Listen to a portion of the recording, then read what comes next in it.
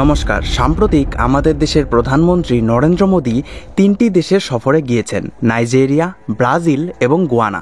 এবং ওনার সফরের প্রথমেই আফ্রিকার এই দেশটি সাম্প্রতিক সংবাদ মাধ্যমে উঠে এসেছে। আপনারা জানলে অবাক হয়ে যাবেন, এই দেশটি শুধুমাত্র আফ্রিকার যে কোনো একটি দেশই নয়, বরং এটি আফ্রিকার সবচেয়ে বড় অর্থনীতি ও আফ্রিকার সবচেয়ে বেশি জনবহুল দেশ, অর্থাৎ আফ্রিকার সবচেয়ে বড় গণতন্ত্র। আপনারা কি কেউ আইডিয়া করতে পারছেন যে এই দেশটির নাম কি হতে পারে? চলুন আমি বলে দিচ্ছি।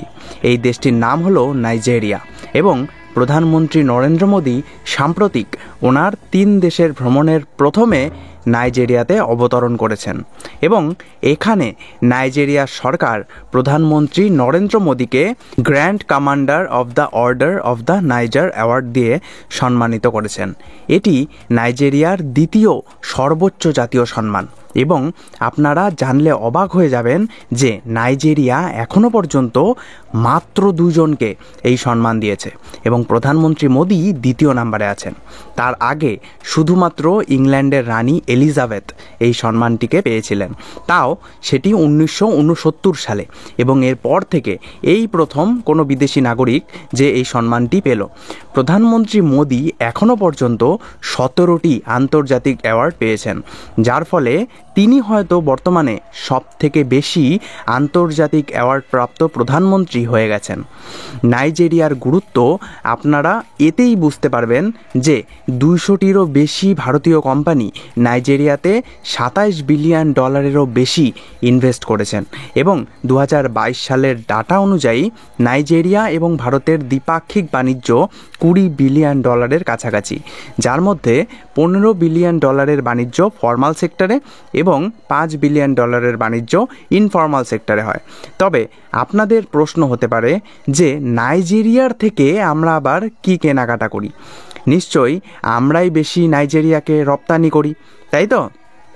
না, আপনারা যদি 2023 সালের ডাটা দেখেন তাহলে নাইজেরিয়া আমাদেরকে এক্সপোর্ট করেছে $6 বিলিয়ন কাছাকাছি পণ্য এবং আমরা নাইজেরিয়াকে এক্সপোর্ট করেছি $4 বিলিয়ন কাছাকাছি পণ্য।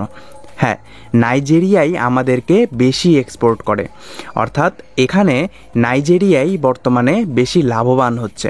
তবে আপনাদের প্রশ্ন হতে পারে, নাইজেরিয়া আবার আমাদেরকে কি এক্সপোর্ট করে? আসলে নাইজেরিয়া একটি অয়েল রিচ কান্ট্রি। ওনাদের এখানে তেমন কোনো ইন্ডাস্ট্রি নেই বললেই চলে। তবে এই দেশটিতে একটি গুরুত্বপূর্ণ খনিজ সম্পদ রয়েছে, সেটি হলো খনিজ তেল, এবং সেটিই তারা মূলত ভারতকে এক্সপোর্ট করে থাকে। তবে ভারতের কাছেও এখানে একটি খুব বড় সুযোগ রয়েছে নাইজেরিয়াকেও আমাদের দেশের পণ্য রপ্তানি করার, কারণ আপনারা জানেন যে নাইজেরিয়াতে তেমন কোনো ইন্ডাস্ট্রি নেই বললেই চলে।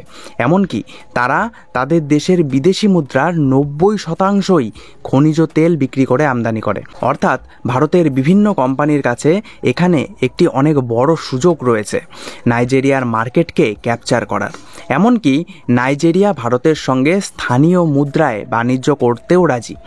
এছাড়াও ভারত বর্তমানে বিভিন্ন ডিফেন্স আইটেমকে শুধুমাত্র আমদানিই নয় বরং বিদেশেও রপ্তানি করতে চাইছে, এবং সেই ক্ষেত্রে নাইজেরিয়া একটি বড় মার্কেট হতে পারে। আমাদের দেশের বিভিন্ন মেক ইন ইন্ডিয়া ডিফেন্স আইটেমগুলিকে আমরা নাইজেরিয়াকে রপ্তানি করতে পারি। 2023 সালের এই খবরটিকে দেখুন, ইন্ডিয়া এবং নাইজেরিয়া $1 বিলিয়ন ডিফেন্স ডিল করেছে, অর্থাৎ ভারত নাইজেরিয়াকে $1 বিলিয়ন ডিফেন্স আইটেম রপ্তানি করবে। তাই নাইজেরিয়ার সঙ্গে সুসম্পর্ক থাকা ভারতের অর্থনীতির ক্ষেত্রেও ইতিবাচক হবে।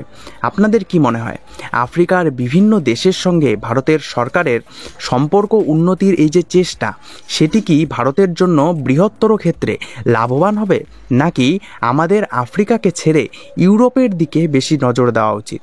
এই বিষয়ে আপনাদের কি মনে হয় সেটি অবশ্যই আপনারা কমেন্ট সেকশনে জানাতে ভুলবেন না। এবং আপনারা যদি এরকমই বিশ্বের বিভিন্ন খবরের বিশ্লেষণাত্মক ভিডিও দেখতে আগ্রহী হয়ে থাকেন এবং প্রতিদিনের নতুন নতুন খবর জানতে চান, তাহলে আমাদের চ্যানেল জ্ঞান ইন শর্টকে অবশ্যই লাইক, শেয়ার এবং সাবস্ক্রাইব করে আমাদেরকে এগিয়ে যেতে সাহায্য করুন। ধন্যবাদ।